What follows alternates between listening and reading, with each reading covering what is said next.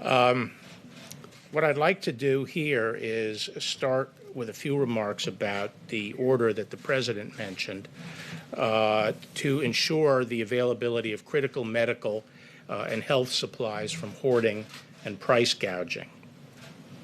On March 18th, the President issued Executive Order 13909 invoking the Defense Production Act with respect to the health and medical resources needed to respond to the spread of COVID-19, including PPE and ventilators.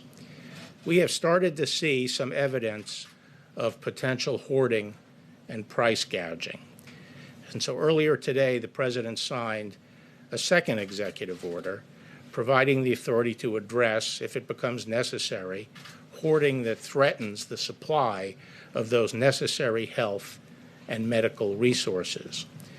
Under Section 102 of the Defense Production Act, the President is authorized to prohibit the hoarding of needed resources by designating those materials as scarce or as materials whose supply would be threatened by persons accumulating excessive amounts.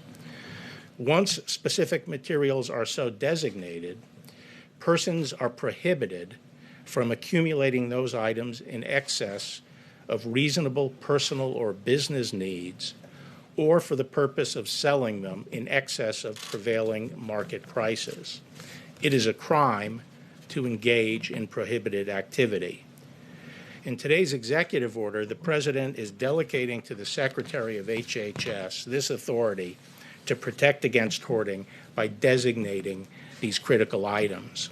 Now, no items have been designated yet, and the Department of Justice is going to be working with HHS to identify cases where hoarding may be impeding the supply of health and medical resources needed to respond to the COVID-19 pandemic.